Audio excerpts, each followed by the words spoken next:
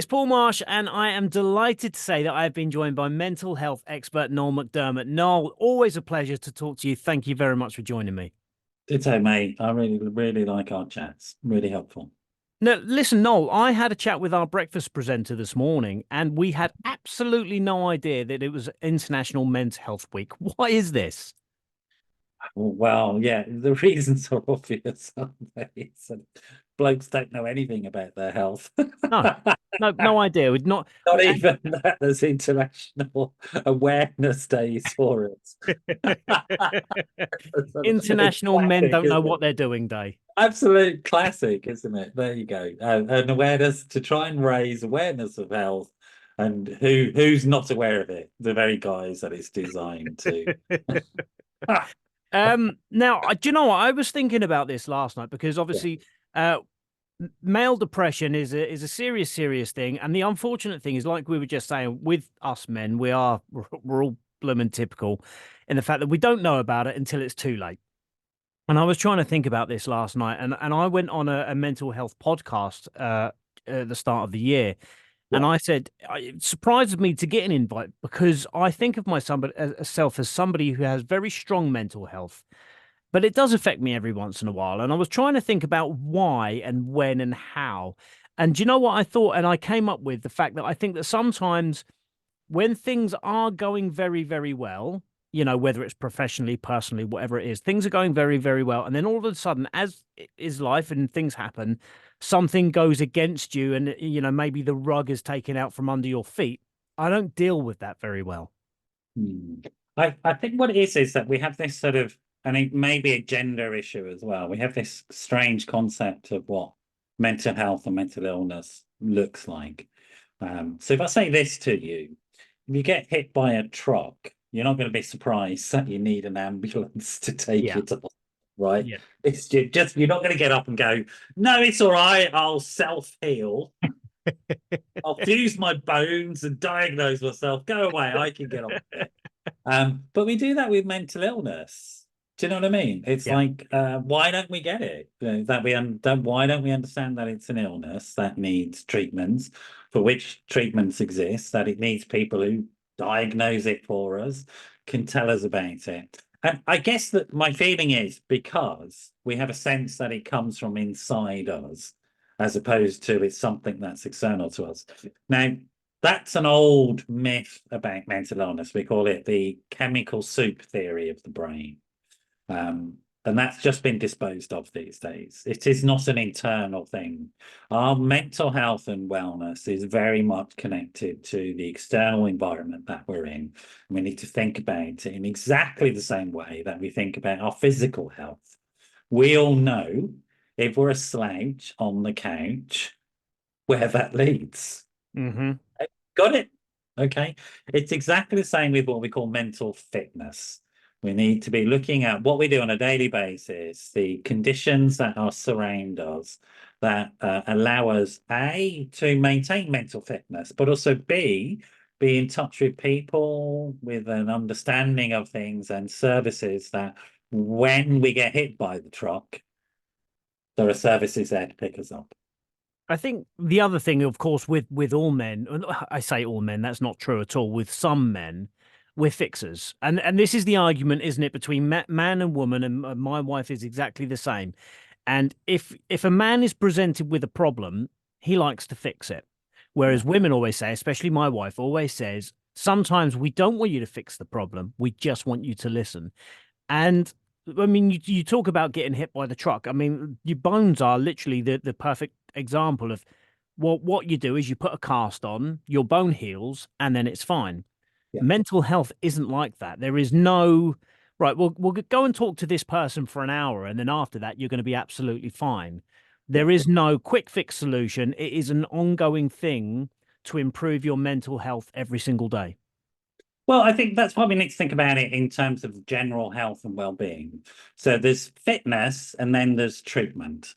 So if we think about our bodies, we want to stay healthy so that on a daily basis, we do things to keep you healthy. We exercise. Exercise is the single most important thing to do. for all health and wellness, whether it be psychological or physical or whatever, or even relational, sort of just getting out and about and meeting people and developing your relationship skills, etc. So stay healthy in that way.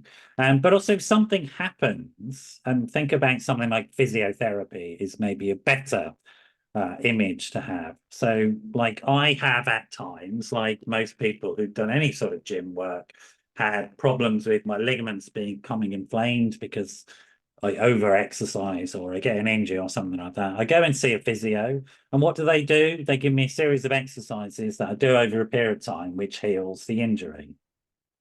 That's what happens. Yeah. Okay. And mental illness is a bit like that, really. When we get ill, we need treatment for it. But coming back a little, let's go back a little step, if I may. So there is something about male culture, and this is a global thing. This is not just in the UK, and this is just not the blokes we know. So the figures are global around this. Why is it that 75% of suicides are men and globally? Why is it that men are overrepresented in crisis, hospital, psychiatric ward admissions? Why is it that men are overrepresented in prison populations? This is global stuff. And prison populations, we know, this studies in the UK show that over 80% of prisoners, which is men, have two or more diagnosable mental health problems, which is probably why they're there. Yeah. So the prison service Yeah. is the alternative mental health service in the UK. And that's true around the globe. Why is that? It's this thing, it's partly connected to fixers, and I think men do it a lot. They say to them, we say to ourselves, because I'm a bloke, we say to ourselves, it's not bad enough yet. Yeah. Right. Got you. It's Yeah. just not bad enough yet. Whereas I think what women do is they go, I'm feeling a bit rough, I better check it out. Yeah. And a bloke will go, no, no, I'm not rough enough yet. But like, seriously, guys, if you wait till you're rough enough, and that's true in physical health and mental health. And blokes will often ignore all the problems that are Yeah. going on in their bodies. So why don't we know it's Men's Health World Health Day? It's Because we ignore our bodies until it breaks. until we fall off the cliff, right? You know what I mean? Um, You and I have spoken a lot in the past about how your mental health can be defined by your physical health. And, Yeah. everybody's in a different situation. We know that. So not everybody can do the same as what the next person can do. What if you're in a situation where maybe your job is, you're stuck in a cab, you're driving a lorry, you're an HGV driver, as we know, it can be tough physically because you're not getting, the movement and the exercise, and you're not getting all of those things because you are literally sat there all day. But also on top of that, as we know, driving a lorry, being a van driver, whatever it is, you can be on your own for hours upon hours upon hours, which is tough mentally as well. What would you say to anybody that's in that situation of some of the things that they can do? Yeah, I mean, there is a significant issue around, and I was thinking about a cab driver that was on a radio show. This is now defunct, it's a BBC radio show. I'm not going to mention your competition, don't worry. Um, and he was this bloke had several heart bypasses, right? And then they just stopped. He suddenly got healthy, and the presenter, he was Jonathan Peel, by the way, he used to talk radio show on a Sunday morning. I love Jonathan Peel, to be honest. Yeah.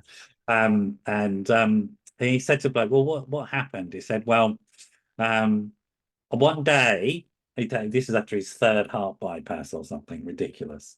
He said, one day I just decided, because he used to get all this grief, people giving him the finger and shouting and stuff like that, and he'd have a bit of road rage back, right?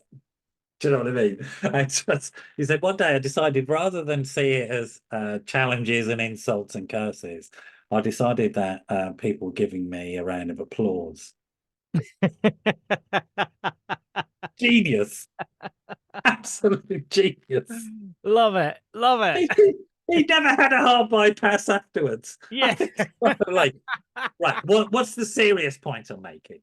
The serious point I'm making is, I mean, we'll deal with the physical exercise thing, and there's no way of avoiding this. You have to put exercise into your life. There's just no way of avoiding it. And so you're gonna have to do what everybody else does who has a job where they have to sit down a lot. is you're going to have to walk to and from where you start the job. You're going to have to put in exercise whenever you can. You're going to have to use the stairs when there's an escalator, but get on the stairs, use the stairs rather than a lift. You're going to have to make sure in your free time you're organizing it so that you are out and about, you're active and stuff like that. That's the bottom line here, guys. You just have to do it. That's it. End of story. So when you get home, you're not on the couch. You're making sure you're going out for a walk, a run, whatever it is, get your exercise in, get a bicycle, cycle to the yard, lock it up, get in the cab, come back, etc. Maybe carry your bike with you in the cab if you can fit it in, get a Brompton, whatever it is. Do you know what I mean? So you just have to do that. The other major thing you can do is think about this thing called stress hormones. Now, stress hormones are a significant problem in physical illness and in psychological illnesses. And remember, physical illness and psychological illness are the same thing. Yeah. Yeah. If your body is distressed, Yeah. your mind is distressed. Yeah. When was the last time you had a cold or a flu and you had a really bright outlook on life? Yes, it doesn't happen, does it? Seriously, right? Do you know what I mean? It's just the way it works. Okay. So, and that's all to do with these things called stress hormones. And the more you can manage and learn to manage stress hormones, the better off you'll be. And there's lots of tools and techniques like cognitive behavioral therapy. You don't need to go into therapy. You can learn about these things called cognitive restructuring, which is looking at the thoughts that are going to stress you out and how you change them, like that cabbie did. Yeah. Yeah, exactly. Literally just reframing that, boom, changed his whole life. No longer flooded with stress hormones every time he got the finger. It was like, oh, that's that. I'll call that a standing ovation. Thank you very much. Anything you can do to reduce stress is a really good idea. You can reduce stress in loads of different ways, cognitive restructuring, but also by simple tricks like if you socialize, you get reward hormones, which reduce your stress hormones. One of the reasons we get distress, and particularly for things like long distance driving, is because we're on our own. And you just have to figure out ways of socializing with people. And you may be tired. I mean, I know people are tired at the end of a long journey or something like that. You might be tired. Last thing you want to do is sort of maybe hang out with people, but force yourself to do it. Your Yeah. body, your brain will produce neurochemicals called reward hormones, and they will reduce your stress. Think about it like this, guys. What's the most serious punishment you can get if you're banged up in prison? It's It's solitary confinement. solitary confinement. Why? Because it is so distressing to a social animal. So don't voluntarily do that to yourself on Yeah. top of your job. Do you know what I'm saying? Yeah. Yeah. No, I remember when I was doing it a few years ago, driving the lorries, and the best part of your day was first thing in the morning when you meet up in the yard and you're all standing around having a chat and having a laugh. And the Yeah. best bit is when you finish and you're doing the same thing. You're washing your trucks down, you're doing all that, and you're all having a laugh with each other. That was the best part of the day. Exactly. And also when you stop, when you have a coffee on the way or something like that, we've all got phones now. Do you know what I mean? It's like make a FaceTime call Yeah. to your partner, to your kids, to your mates, whatever it is, have a laugh. Don't watch the video, do some social interaction Yeah. because it's exactly the same. We know this for a neurological fact, it's a biological fact. When you make a video call to somebody that you get exactly the same neurological response as if you're in the same room as them. Mm. Literally. Yeah. The reward Yeah. hormones are released in your brain. So A there's no five reason minute why. video call, a 5 minute video call rather than a text message is always going to be far better, isn't it? Absolutely. Absolutely. And we've got all this technology now. So use it to your advantage. Do you think that your environment makes a lot of difference as well? Obviously, down here in Portsmouth, we are so blessed because, 5 minutes one way and you've got the seafront and the beautiful ocean and everything else like that. 10 minutes the other way, you've got the country and some fantastic walks and everything else. So we are blessed down here in Portsmouth. Do you think that getting out to either of those destinations is going to benefit you as well? Without a doubt, there's objective researched evidence for it. Let me give you a little interesting little factoid. If you build a park in an inner city area, violent crime around that park will drop by roughly 20% just because you built the park. Wow. Okay? It's That's so powerful. yeah. that Yeah. the Met in London, part of their budget goes on building parks because it's a great crime reduction strategy. It's called the biophilic effect. Okay.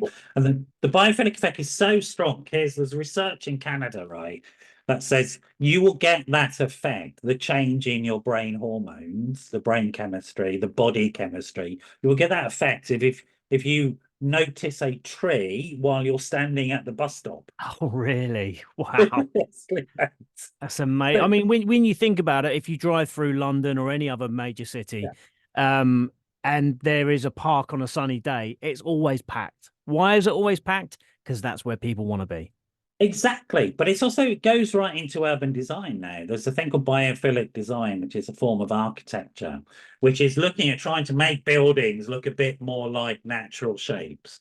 And Okay. even that will produce the effect in us. Yeah, Even that, I've we are noticed silly things like bus stops now. They've got the grass on top of them, haven't they? exactly. And it's not just about cleaning up the air and the environment, it's about improving our sort of state of well-being. It's the one reason, the reason why we kept the parks open during the pandemic. Everybody thinks it's because you could go running. It wasn't. It's because what we know happens with the biophilic effect is it increases our sense of connectedness to other people. Yeah. Yeah. Hence why violent crime goes down, because you don't mug somebody you like. Do you know what I mean? It's Well, very true. maybe Not you thought do, about it like Paul. that, but Maybe it's you very do. true. You're a bit dodgy. You could be like that, but on the whole, if you've got nice, warm feelings towards somebody, you're not going to clock them on the nose, are you? No, And so no. this biophilic effect is massively important. But if you can get out into actual nature, like I'm telling you, I booked yesterday my next trip, and it's up in the Alps. I'm going Oh, climbing. oh, And wow. I'm going mountaineering in the Alps. Best feeling in the world, right? Yeah. Really hard work, but I'm going to be with a bunch of people that I don't know who by the end of the week are my best mates, right? We're going to be climbing mountains, looking at the most beautiful scenery in the whole world, right? And that's exactly what I do with my time, right? In England, in the UK, not England, because the Scots are just about to kick my head in. We have got, we have got not just on the south coast, which you're talking about, but if you go up to the Highlands Yeah. of Scotland, you won't believe how beautiful it is. Well, I'm very It's lucky in the fact alien that planet, I've man. done both. I've done the NC 500 around the north of Scotland, which Oh, is wow. just so scenic. It's amazing. And I've also Well, done Snowdon as well. So all around the north of Wales as well. yeah, It's Snowdon's just awesome. so beautiful, so beautiful. And if you can get yourself away for a weekend there, do it. And if you can get you can get on a flight to Belfast. Belfast is ringed by these hills. It's one of the most beautiful cities you ever been to. And you go to the Giant's Causeway up in Northern Ireland. I mean, there's so many things that you can do, and you really will lift your mood. And the other thing that you'll do, and this is the great thing about doing any of these types of activities, is you'll meet other people doing the same activity. Now that sounds Yeah. like why is he saying that? It's like the sort of person who's doing these activities are the sort of person you want in your life. Yeah. Yeah. Because they will encourage you to do more of it and you won't need your own individual motivation. So, like, whenever I do exercise, I go and do yoga, which is a really tough exercise to do for anybody who's not tried it. It's brilliant for somebody my age because the evidence is I need to stretch my muscles as much as I need to pump them, right? And so I go and do it. It's hard work, but I do it in groups. Why do I do it in groups? Because I'm meeting people who encourage me to carry on with making healthy lifestyle choices. I socialize with people. Generally, people going to yoga are pretty nice people, right? Apart from me, they sort of tolerate me because they're pretty nice. They let me in, right? But I always found the exact same thing. Well, I know I can't do this anymore because of my knees, unfortunately. But I Yeah, always found with football, when I played football when I yeah, was younger, and also I managed and yeah, coached and yeah. everything else like that, I always found that fantastic because there are no excuses. If training starts at 7 and you've only just got home at 6, and you put a message in the group chat, oh lads, I've only just got in at 6 o'clock. I've only just got in from work. You know that they're going to be on you. Well, what's up with you? Come Yeah, on, get your exactly. boots That's on, it. get down there, come and that's exactly what it was. You didn't want to let everybody else down by not coming. However, I'm not knocking the gym because if you go to the gym, that's fantastic. But if it's an individual thing and you don't feel like it one day, There's Yeah. nobody to say to you, "Now, come on, let's do this. You need to do this." Because if it's But only also, you, you're missing out on a trick if you do it as Angel thing, because as social animals, the yeah, more you can drop in any social contact into anything you do, particularly if you've got an isolated job, you just want to be thinking, how do I get more bang for my buck in everything I'm doing? So if you're going to the gym, that's called go to a gym class, right? And then you have to socialize with people, right? So I go to box fit. And I go to box fit rather than boxing. I could go and do individual boxing, but yeah, I go to box fit because I'm going to meet people. yeah, You know what I mean? And I'm going to make social, and I do. I've got a great WhatsApp group full of people that I've met through these activities, and we're all egging each other on to do more. I so there was something you said. Oh, hang on, the football, right? Can I plug an organisation which I think is astonishing? of course, absolutely, you They're can. called Man versus Fat. Yes, I've seen it. Yeah, absolutely.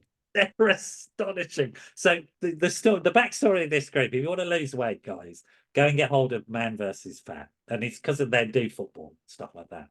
But it was started by a bloke who went into one of those other fat loss groups. I can't remember the name of, but weight loss groups. And he went in and he said, well, the first class was on the effect of the period, the monthly changes of your weight. He went, this is the wrong group for me. Yeah, am I in the right room? That's right. And so he set up Man versus Fat, which I think is brilliant. And they've got thousands of blokes losing Yes. weight, Yeah. thousands of blokes joining football groups, developing social, and also doing a lot of really positive mental health work, which is why they came to see me, because they came on my podcast, right? And they sort of, and it's just genius. So I mean, I think that sort of model of working with blokes is absolutely superb. And do you know what I mean? If you've got a job that takes you away, but you've got an organization like that, they have so many things booked into the calendar. The fact that you have this antisocial lifestyle doesn't matter, because you can always find a group or activity with them to go and join. Mm. Yeah. No, look, no, Noel, thank you very much for talking. I think, as usual, you've hit the nail on the head, and everything we've spoken about has been perfect. If people want to find out a little bit more about you, maybe to do with International Men's Health Week, how can they get in touch? Just check out my website, mentalhealthworks.net, or check me out on any of the social media platforms. I'm on there as my name, so it's Noel McDermott on Twitter, no X, whatever it's called Oh, these days. yeah. Yes, X I now. will never catch up with the name change on that one. LinkedIn, you can find me on LinkedIn, you can find me on Facebook, you can find me on YouTube, etc., etc. Well, look, Noel, as always, it's been an absolute pleasure talking to you. Thank you very much for talking to me, and I look forward to our next chat already. All right, mate, you take care.